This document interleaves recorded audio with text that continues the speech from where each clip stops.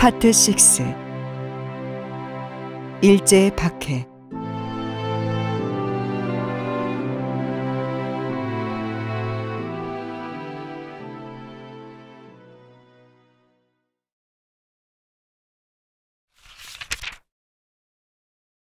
우리 민족은 1910년 일제에 의해 강제로 점령을 당한 후 제1대 조선 총독 데라우치와 그 후임인 하세가와의 무단 통치로 많은 고통을 견뎌내고 있었다. 특히 전국 토지 조사 사업이라는 명분 아래 그들은 민간 소유의 땅과 농지 및 임야를 빼앗는 침략 사업을 진행하였고, 그 결과 전국에 있는 토지의 소유가 일제로 넘어가는 일이 허다했다. 신안군 섬지역도 예외가 아니었다. 그곳의 지주들은 일제가 주목한 인물들이었고, 지주들은 그들의 통제하에서 자신의 토지와 사업을 지켜나가야 했기에 그들의 요구를 거절할 수 없었다. 1920년대 암태도를 비롯한 신안군 섬지역에서 일어난 소작쟁이는 지주들과 소작인 사이에 불화였지만, 이러한 소동은 일제의 통제와 협박 속에서 벌어진 민족주의자들과 친일 세력 간의 대결로 이어졌다. 그러나 한민족은 억압의 고통 속에서도 나라를 다시 살려야 한다는 애국애족의 정신으로 1919년 3월 1일 독립선언문을 만방에 선포하고 만세운동을 전개시켜 나갔다. 당황한 일본 정부는 세계에 알려진 자신들의 무단 통치의 부당함과 진압 과정 속에서의 만행을 만회하기 위해서라도 새로운 정책을 모색하지 않을 수 없었다. 그리하여 나온 정책이 문화정치였다. 조선의 통치를 위해 새로 임명된 총독 사이토는 표면적으로는 한국인에 대한 차별을 폐지하고 대우를 개선하여 한국의 민심을 얻고자 했지만, 실제로는 또 다른 방법으로 한국인을 통제하려 했다. 일본 무단정치의 상징이었던 헌병 경찰을 폐지한 것은 단순히 경찰 옷을 다른 것으로 갈아입은 것뿐이었고, 회유된 한국인들, 즉 친일파들을 양성하고 키워서 한국인들을 더 많이 일본에 복종시키려는 의도였다. 일제의 문화정치는 인적, 물적 자원뿐만 아니라 정신적으로 한민족을 일본인으로 만들려는 시도였다. 이러한 정책으로 일본은 창씨 개명과 신사참배를 진행시키고 교육과 종교에 손을 대기 시작했다. 한국인의 성과 이름을 강제로 일본식으로 바꾸게 하였다. 이때 문중경 전도사도 강제로 일본식 이름이 만들어져 일본식 이름인 마츠타니 슌케이라고 불리게 되었다. 신사참배는 한국교회에 대혼돈과 시련을 몰고 왔다. 신사참배를 우상숭배로 보는 완강한 입장이었던 목회자와 성도들은 일제에 체포되고 고문을 받았다. 1933년 9월 순천의 매산학교는 신사참배를 거부하여 자진 폐교하였고, 목포 영흥중학교와 전주 신흥학교 등도 마찬가지로 폐교되었다. 그러나 신사참배를 국가에 대한 의례로 규정했던 사람들은 일제가 원하는 대로 학교에서 신사참배를 시행했고, 이는 교회로까지 확대되었다. 결국 일제의 강요에 의해 1936년 감리교회는 제33회 연회에서 신사참배를 허용했고, 1938년에는 장로교회도 조선 예수교 장로회 총회에서 신사참배를 결의하게 되었다. 브루스 헌트 선교사를 비롯한 외국 선교사들이 이러한 조처에 반대하며 항의했지만, 무장한 경찰의 감독 아래 진행된 결의식에서 그들의 영향은 미미했다. 조선 총독부는 이에 더해 친일 종교단체인 조선 기독교연합회를 만들어 기독교가 본격적으로 친일화되도록 박차를 가했고, 같은 해 국민정신총동원 조선연맹이라는 단체까지 결성하여 2,300만 민중 전체가 전쟁 물자를 지원하도록 각계각층의 사회인사들을 강제로 묶고 선동했다. 이렇게 일제는 여러 방법과 수단을 동원하여 자신들에게 협력하도록 강요했다. 한국교회는 이러한 강제 조처에 순응하면서 따라갔지만 결국 해산되는 수순을 밟게 되었다. 성결교회도 예외가 아니었다. 특별히 성결교회의 해체는 재림 사상과 관련이 되었다. 성결과 재림 사상이 황국 신민의식을 갖게 하려는 일본의 정책과 대립된다는 이유로 해산되었다. 종말에는 모든 사람, 즉 예외 없이 천황도 죄에 대해 심판을 받는다는 재림 사상이 그들에게는 천황에 대한 불경죄였다. 1940년대에 들어오면서 일본의 만행은 내부적으로 극에 달했다. 친일파들로 인해 받는 고통도 이루 말할 수 없었다. 하나님의 백성들은 민족을 이간시키고 고통을 주는 일본으로부터 하루속히 벗어나게 해달라고 기도했고, 이러한 고통 중에서 부르짖는 성도들의 사무친 기도 소리는 하늘의 감동을 기다리고 있었다.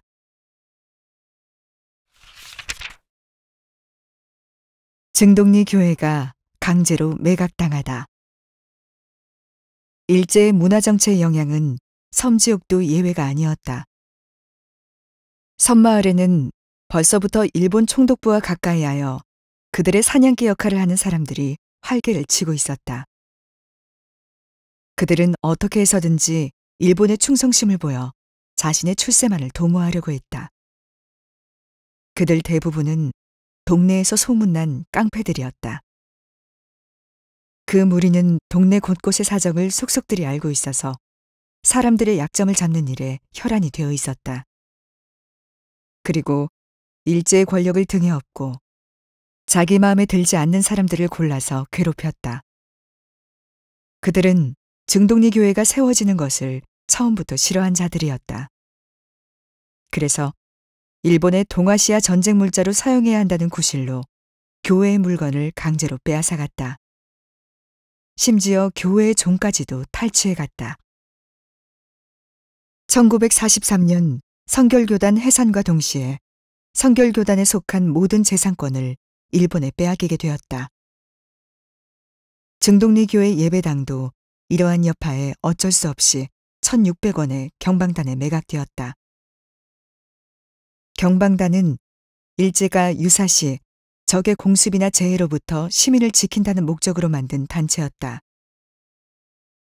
이 단체는 경찰 및 소방 보조 조직으로서 임무를 수행했지만 실상은 일제의 앞잡이 역할을 한 단체였다.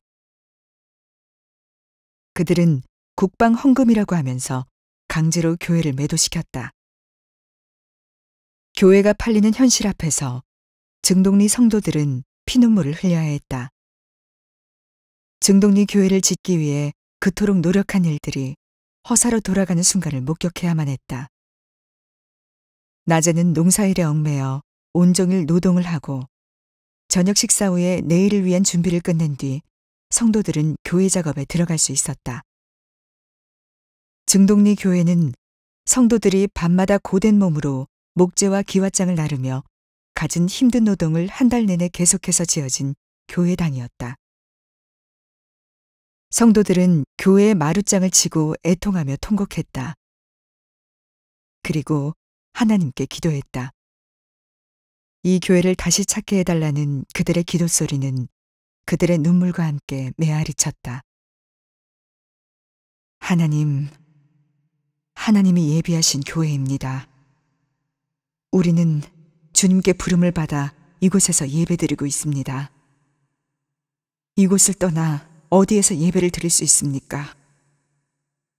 예배의 터전을 다시 돌려받을 수 있도록 도와주시고 이 억압과 탄압의 손길에서 벗어나게 하옵소서. 문중경 전도사는 이에 굴하지 않았다. 비록 교회가 경방단에 넘겨졌지만 여전히 교인들은 남아있기에 하나님께 예배할 수 있는 방법을 찾고 또 찾았다. 교회 사택에 모여 예배를 드리고 성도의 마당에서 예배를 드리며 예배를 드릴 수 있는 곳이라면 함께 모여 하나님께 기도하고 간구했다. 일제는 이러한 문전도사가 못마땅했다. 그래서 신사참배를 거부하는 문전도사를 체포하여 혹독하게 취조하였다. 이런 일은 자주 일어났다. 일경과 친일 앞잡이들은 걸핏하면 문전도사를 잡아갔다. 혹독한 취조를 받는 일이 한두 번이 아니었지만 문전도사의 의연한 자세는 변함이 없었다. 그러자 일제도 난색을 표했다. 문전도사는 에스더 4장 16절의 고백처럼 죽으면 죽으리이다를 입속에서 외우며 반복된 취조를 견디어내고 매번 담대히 성도들에게 돌아왔다. 돌아오는 길에는 그의 입술에서 찬양이 떠나질 않았다. 환난과 핍박 중에도 성도는 신앙 지켰네. 이 신앙 생각할 때 기쁨이 충만하도다. 성도의 신앙 따라서 죽도록 충성하겠네. 성도들은 문전도사의 안위가 늘 걱정이 되었다. 매번 끌려가는 문전도사의 모습을 바라보면서 무사히 돌아오기만을 늘 기도했다. 다시 돌아온 날이면 성도들은 일본 경찰이 눈을 피해서 문전도사 집에 방문하여 그녀의 안부를 묻고 안쓰러워했다. 그러나 문전도사는 오히려 자신이 성도들에게 걱정거리가 되었다며 늘 미안해했다. 여러분, 죄송한지라 지가 너무 걱정을 끼쳐서 몸둘 바를 모르겠시오. 지는 주님만을 꼭 붙잡고 가는지라 괜찮은지라. 저 우상숭배의 잡것들은 오래가지 못할 거요. 하나님이 우리 민족을 너무나도 사랑하시어 지금 연단의 시간을 주셨는디 이 연단의 시기 동안 우리 낙심하지 말고 쓰러지지 말고 더욱 주님을 의지해서 하나님이 약속하신 복을 다 받읍시다. 우리 여기 모인 분들 다 함께 기도합시다. 저 잔악한 무리가 더 이상 죄의 어두움에서 헤매지 말고 빛으로 나올 수 있도록 이 나라가 하루빨리 독립할 수 있도록 하나님의 구원을 바라며 기도합시다. 문전도사는 약속의 말씀을 꼭 붙잡고 함께 기도했다. 여호와여, 나의 기도에 귀를 기울이시고 내가 간구하는 소리를 들으소서. 나의 환난 날에 내가 주께 부르짖으리니 주께서 내게 응답하시리이다. 시 86장 6절에서 7절. 나라를 위한 애국 기도는 해방되기 전 2년 동안 계속되었다. 이 기간 동안 교인들은 희망의 끈을 놓지 않고 때를 얻든지 못 얻든지 주님만을 바라보면서 나아갔다.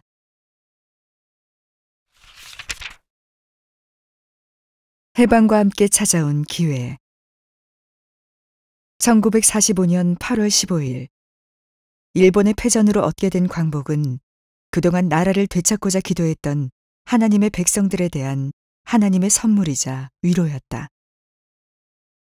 이에 한국교회는 무너진 교회를 다시 일으켜 세우고 일제의 잔재를 청산하여 나라를 세우는 일에 앞장섰다. 조선 기독교 청년의 전국연합회, 기독교 신민회, 독립촉성 기독교 중앙협의회, 그리스도교 연맹 등의 광복 후 나라 재건을 위한 기독교 단체들이 결성되었다. 한국교회는 먼저 폐쇄된 교단을 세우는 것을 우선 과제로 추진했다. 문전도사가 속한 성결교회도 1945년 9월 첫 주일에 서울 신학교 강당에 300명의 신도가 모여서 재응 예배를 드리고 1945년 1월 9일에는 재응총회가 개최되었다. 이때 박현명 목사가 위원장으로 추대되고 흩어져 있던 성결교회 대표들이 모여서 재응선언서와 7대 강령을 선언하였다. 재응선언서. 인류 역사를 섭리하시는 하나님의 대설계는 마침내 실현되어 이 지구상에 또다시 평화의 종을 울리게 하였다. 따라서 우리 삼천리 강력에도 민족적 독립, 정치적 자유, 종교적 해방이 약속되었다. 동시에 우리 성결교회에도 신앙의 해방과 전도의 자유가 찾아왔다. 성결교회여 기뻐하라. 우리 과거 3년간은 다음 시대를 위한 수양기였으며 훈련기였으며 준비기였으며 실력 배양기였다. 어느덧 살벌의 동면은 지나고 화창한 생명의 봄은 왔다. 성결교도여, 그 동면의 집에서 나오라. 그리고 준비된 생명력을 한없이 발휘하라. 어느덧 그 구속의 철사는 끊어지고 자유의 일터는 열리었다. 성결교직자여, 일어나라. 그리고 지난날 축적된 저력을 유감없이 활용하라. 이 재앙의 대업에 임해 앞길에 어찌 난관이 없기를 기하랴. 그러니 전지전능의 삼위 하나님을 믿고 일어선다. 여호와는 우리의 산업이란 신앙만이 모든 난관을 돌파할 것이다. 이 역사적 환경에 있어서 우리는 먼저 신앙 부흥과 다음의 일치 약속과 그리고 진격적 전도로서 재흥 성결교회의 영원한 발전을 위해 그 기초를 만세 반석 위에 세우고 복음적 신세계 건설에 매진하려 한다. 세계사의 대전환과 함께 광복의 대업을 성취한 오늘 조선의 국가 정세는 성결교회의 재출발을 강하게 요청하는지라. 이 소리에 응하여 우리는 이에 재흥을 선언한다. 동신제위여, 이 성결의 깃발 아래로 모이라. 그리고 이 재흥운동에 협력하라. 이것이 해방 조선의 신국가를 위하는 최고의 사명이요 유일의 봉사이다. 7대 강령 1. 우리는 구약 신약 성경을 경전으로 하되 특히 신생, 성결, 재림을 성경 해설의 요제로 함. 2.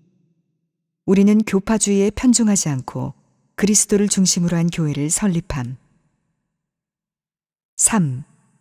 우리는 신도신경을 신조의 근간으로 하고 성경을 진리의 대해로 하여 영적 무한 발전을 도모하기로 함. 4. 우리 교회의 정체는 신앙 양심으로 기초한 의회 제도를 채택함. 5. 우리는 예배가 인간이 하나님께 대한 최고 행위로 알아 모일 때마다 엄숙하고 경건하게 집행함. 6. 우리는 신앙을 건전한 지와 성결한 정과 건실한 의지에 기초하여 자발적으로 지도함. 7. 우리는 문필과 설교로 포교에 주력하는 동시에 실제 생활로서 시범하기를 기함. 이러한 해방의 기쁜 소식은 중동리 교회에도 찾아왔다. 매각된 교회를 다시 찾을 기회가 온 것이었다. 문전도사가 총회 본부로부터 받은 공문에는 교회가 매각된 계약 내용과 매각 액수가 자세히 기록되어 있었다. 매각된 교회를 다시 찾으라는 공문이었다. 얼마나 기뻤는지 지체하지 않고 한 걸음에 마을 유지에게 달려갔다. 이보시오, 당신들. 이 공문 좀 보시오. 해방이 되었으니 강제로 매입한 교회를 다시 돌려주시오. 그러나 동네 유지는 그 공문을 가만히 보더니 이렇게 말했다. 이 공문으로는 다시 교회를 찾을 수 없소이다. 교회는 이제 한 사람의 것이 아니오. 이 건물은 공공의 건물로서 교회만을 위한 곳이 아니란 말이오. 아니, 일본이 강제로 매각을 결정해서 어쩔 수 없이 강압적으로 매각됐는데 이제 해방이 되었으니 찾는 것이 당연한 일 아니겠습니까? 근데 이게 무슨 말입니까? 심지어 돈을 지불하고 찾으면 되지 않소. 당신들이 한국인이라면 당장 교회를 내놓으시오. 그런 문제가 아니란께로. 이 여편 내가 이해를 못하는구먼. 그들은 문전도사의 말을 끊고 방문을 아예 닫아버렸다. 문전도사는 굴하지 않고 매일 찾아가 교회를 돌려달라고 항변하고 때론 구슬리며 사정하고 애원했다. 문전도사는 그들의 완고함을 동네 사람들에게 찾아가서 이야기하고 도움을 요청했지만 그들은 이미 서로가 말을 맞춘 듯 한결같았다. 이에 문전도사는 교회를 다시 찾는 데 생긴 어려움을 지방회에 통보하였다. 그러자 지방회에서는 경방단에 강제로 매각될 때 관여했던 지방회장 김창근 목사를 파송하여 김 목사가 직접 타협을 시도하기로 했다. 김창근 목사는 당시 매도 금액보다 100배를 지불하겠다는 타협 조건을 내세웠다. 교회 반환을 위해 김 목사는 유지들을 찾아가서 예의를 갖추고 그들과 진지하게 상의했지만 어떤 속셈인지 그들은 그 제안도 거절했다. 김창근 목사의 수차례의 시도에도 불구하고 그들에게는 변화의 조짐이 없었다. 그래서 이 문제는 총회장인 박현명 목사에게까지 이르고 그가 직접 서울에서 내려와 유지들과 만나기도 하였다. 문전도사와 성도들은 이제 안도하고 문제가 해결될 수 있을 것이라 믿었다. 하지만 이번에도 동네 유지들은 개인 소유물이 아니라서 곤란하다며 만나주지도 않고 모든 제안을 거부했다. 결국 시간만 흐르고 성과가 없자 총회장은 빈손으로 상경할 수밖에 없었다. 아무런 성과를 내지 못해 실망한 교인들은 이제 어떻게 해야 할지 몰랐다. 나라는 해방되었지만 증동리 교회 성도들은 해방의 기쁨을 온전히 누리지 못하고 있었다.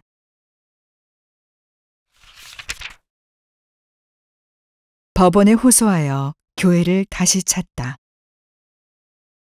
문전도사와 증동리 교회 성도들은 해방을 맞아 이제 예배당에 들어가 하나님을 찬양하며 예배할 수 있을 것이라 생각했지만 교회를 찾을 일말의 가능성도 사라지자 예배당을 되찾겠다는 소망도 점점 약해졌다. 이 모순된 상황 앞에서 문전도사는 어떻게 해야 할지 기도했다. 그러던 중 갑자기 마음에 법원이 떠올랐다. 법원에 이러한 사정을 이야기해서 법원의 판단에 맡겨보아야겠다는 마음이 들었다. 법에 대해 잘 알지 못했지만 교회를 다시 찾겠다는 마음으로 미지의 세계로 용감히 뛰어들었다. 목포 지방법원에 지금의 현 상황과 문제점들을 하나하나 글로 설명하여 소송을 제기해 나갔다. 법원이 요구하는 서류를 제출하고 여러 번에 걸쳐 그 먼 길을 오가는 수고를 멈추지 않았다. 교회를 다시 찾겠다는 문전도사의 집념은 법정 공방의 시간을 견디게 하였고 드디어 판결문이 나오게 되었다. 감사하게도 증동리 교회에 다시 매각하라는 판결문이었다. 이 판결문으로 인해 그들은 더 이상 교회 소유권을 주장할 수 없게 되었다. 문전도사와 성도들은 이제야 자유롭게 교회를 드나들며 예배할 수 있게 되었다. 그토록 바라던 예배당을 찾게 된 성도들은 먼저 교회당에 붙어있는 경방당 간판을 떼어버렸다. 그리고 낡은 기물들과 교회 곳곳을 청소하고 수리하기 시작했다. 모든 성도가 다시는 교회를 빼앗기지 않겠다는 마음만은 한결같았다. 그래서 순번을 정하여 교회를 지키기도 하고 교회에서 늘 기도하는 소리가 끊이지 않게 했다. 여러분, 오래 기다렸지라. 드디어 우리가 누구의 눈치 안 보고 예배를 드릴 수 있게 되었습니다. 이제 여기서 우리 하나님을 예배하며 여러분의 가정과 교회, 나라를 위해 계속 기도합시다.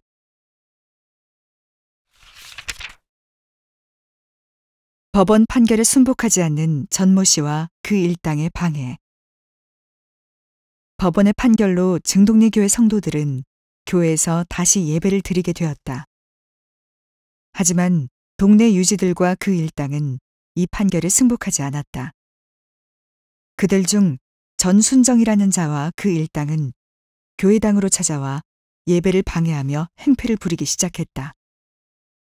성도들은 그들의 여러 번의 행패를 인내했지만 그들은 교회를 훈련장으로 사용하겠다며 교회당 안에서 밥을 지어 먹고 잠을 자면서 교회를 아수라장으로 만들었다. 나라가 해방되었는데도 그들은 일제히에 얻은 부를 가지고 아직까지도 자신들에게 권력이 있는 것처럼 동네에서 주인 노릇을 했다. 문전도사에게는 폭언과 폭행을 일삼고 반항하는 성도들을 구타하기까지 했다. 그리고 그 횡포는 날이 갈수록 더 심해지고 있었다. 문전도사는 견디다 못해 이번에도 법원에 이의를 제소하기로 작정했다. 몸이 허약해져서 날로 건강 상태가 안 좋아진 상황이었기에 법원에 소송을 걸고 신경 쓰는 일은 건강상 무리였다.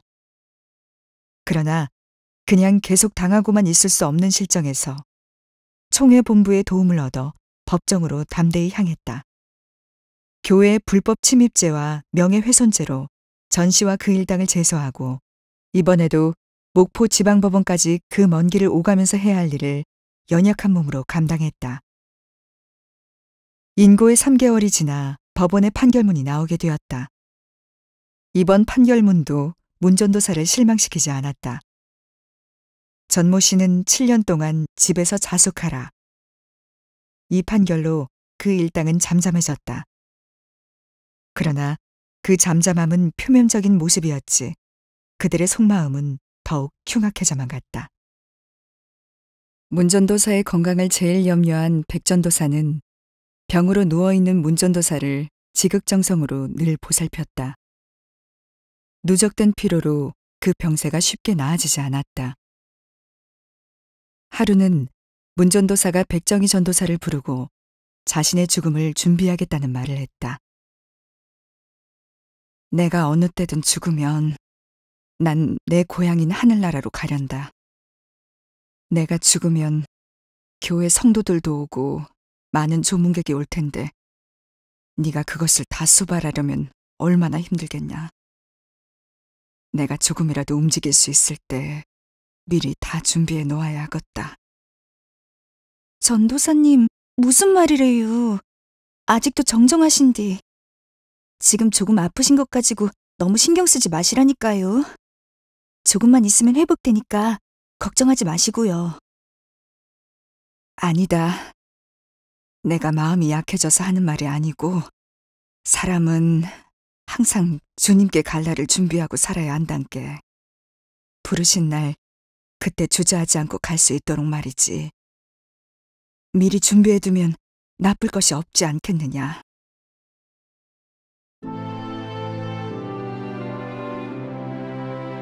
문전도사는 몸이 조금 회복되자 자신이 한 말대로 자신의 관도 부탁해서 미리 짜게 하고 수의도 손수 만들어 장롱에 보관해 두었다. 백정희 전도사는 주님의 사명자로서 언제든지 부르실 때 갈 준비를 하는 문중경 전도사를 보면서 그의 종말론적 신앙을 그대로 체득하게 되었다. 아름다운 본향 천국 바라보며 한 찬송을 부르세. 거기 무궁한 세월이 흘러갈 때 고난 풍파가 일지 않네. 고난 풍파가 일지 않네. 거기 무궁한 세월 흘러갈 때 고난 풍파가 일지 않네.